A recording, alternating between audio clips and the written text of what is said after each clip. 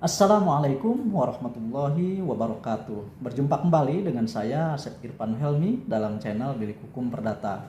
Semoga pada pertemuan kali ini sahabat Bilik Hukum Perdata semuanya dalam keadaan sehat semua dan dapat menjalankan aktivitasnya sebagaimana biasanya.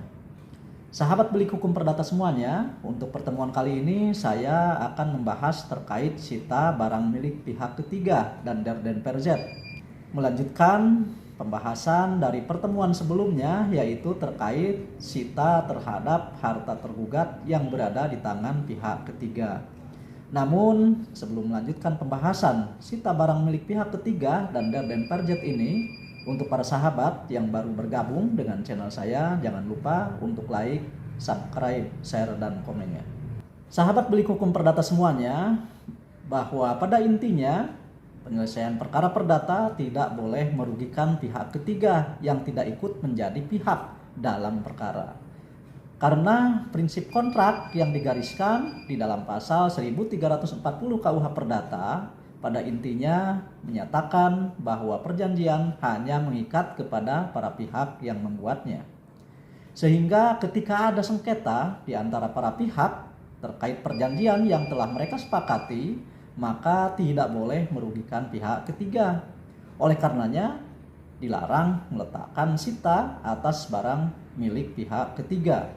Begitu juga dilarang menyita barang yang diangunkan dengan hak tanggungan, kecuali jika barang tersebut secara nyata milik tergugat yang berada di tangan pihak ketiga. Itu diperbolehkan sebagaimana ditentukan di dalam pasal 197 ayat 8 HIR, kemudian pasal 208 RBG dan pasal 728 RP, karena pihak ketiga tidak terlibat dalam sengketa tersebut.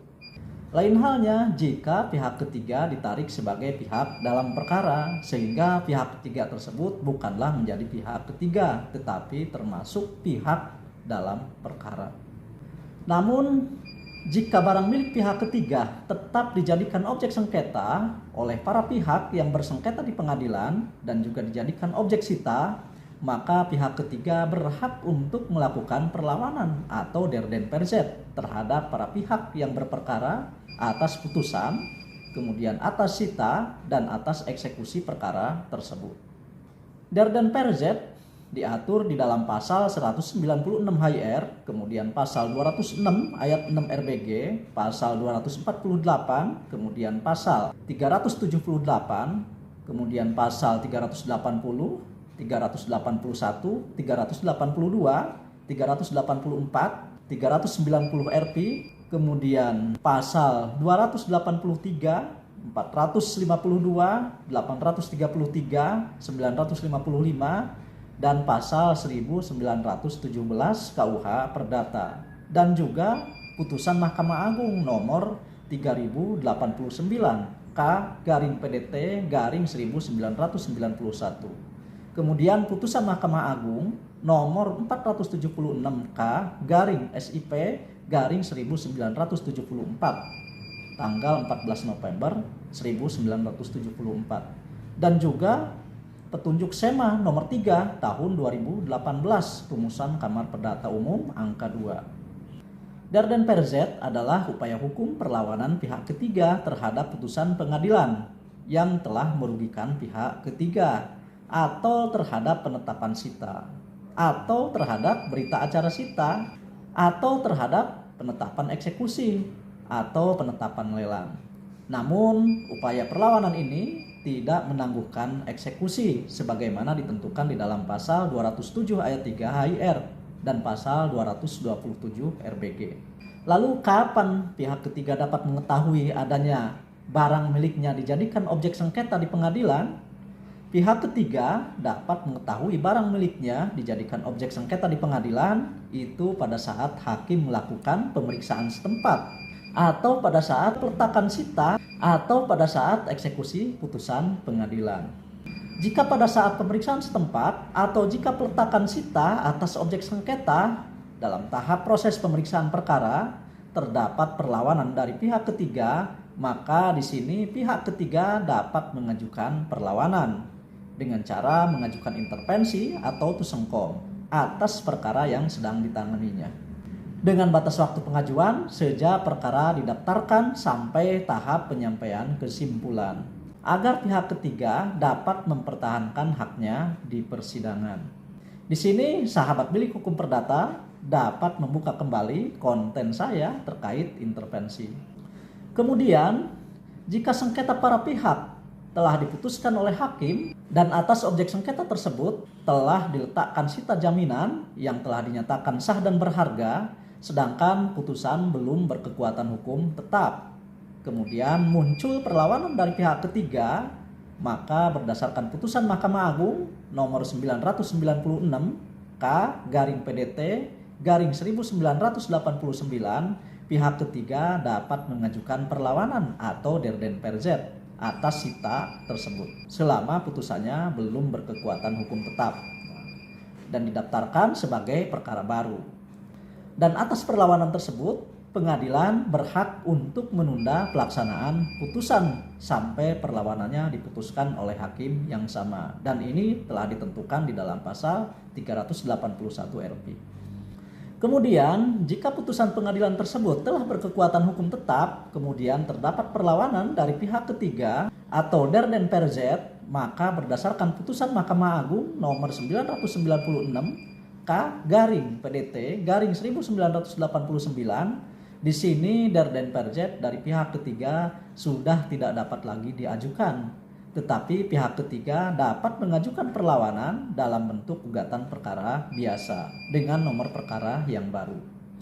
Di sini kenapa harus dengan cara mengajukan gugatan perdata biasa?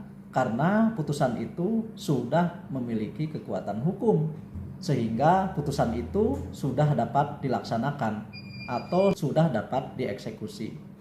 Namun walaupun begitu, berdasarkan pasal 381 RP, pengadilan berhak untuk menunda eksekusi sampai gugatannya diputuskan oleh hakim yang sama. Kemudian, jika putusan pengadilan tersebut telah dieksekusi dan atas penetapan eksekusi tersebut terdapat perlawanan dari pihak ketiga, maka berdasarkan petunjuk SEMA nomor 3 tahun 2018 rumusan Kamar Perdata Umum angka 2, pihak ketiga dapat mengajukan perlawanan atas penetapan eksekusi tersebut yang telah dikeluarkan oleh ketua pengadilan setelah dilaksanakannya eksekusi putusan dengan didaftar menggunakan nomor perkara yang baru. Di sini hakim harus betul-betul memeriksa dengan benar apakah pihak ketiga memiliki kepentingan dengan objek sengketa tersebut atau tidak. Kemudian apakah pihak ketiga dirugikan atau tidak. Kemudian, apakah perlawanannya didasarkan pada alat bukti kepemilikan atau tidak? Maka jika telah dipenuhi unsur-unsur tersebut berdasarkan pasal 378 RP dan pasal 379 RP, perlawanannya dapat dikabulkan.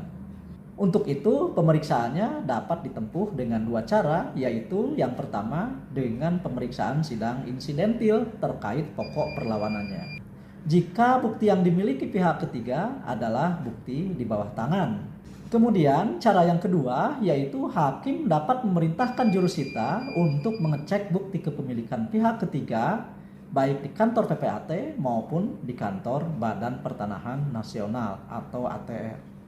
Kemudian jika derden perzet ditolak oleh hakim, maka putusan yang terdahulu harus dilaksanakan. Namun apabila derden perzet dikabulkan, maka berdasarkan pasal 382 RP terdapat dua kemungkinan. Yang pertama, jika yang dilawannya itu sebagian, maka putusan yang sudah dijatuhkan harus diperbaiki, terbatas pada hal-hal yang dilawannya saja, dan membuat penetapan pengangkatan sita atas sebagian objek yang dilawannya. Kemudian, yang kedua, jika putusan itu dilawan seluruhnya, maka putusan tersebut harus dibatalkan dan sita yang sudah dinyatakan sah dan berharga harus diangkat. Sahabat bilik hukum perdata semuanya, jika perlawanannya sudah diputuskan oleh hakim, maka terhadap putusan tersebut dapat diajukan upaya hukum banding. Sahabat bilik hukum perdata semuanya, pada intinya bahwa karena ini terkait perlawanan pihak ketiga atas sita dan eksekusi, tentunya hal ini berkaitan dengan bukti kepemilikan. Oleh karenanya, di sini pihak ketiga harus mampu membuktikan perlawanannya. Dengan cara apa? Yaitu dengan cara menghadirkan bukti kepemilikannya sebagaimana ditentukan di dalam pasal 195 ayat 6 HIR. Selain bukti itu, pihak ketiga tidak dibenarkan untuk mengajukan perlawanan. Demikian pembahasan dari saya. Dukung terus channel saya dengan cara like, subscribe, share, dan komennya agar channel ini lebih berkembang lagi. Semoga bermanfaat. Kurang lebihnya mohon maaf. Wassalamualaikum warahmatullahi wabarakatuh.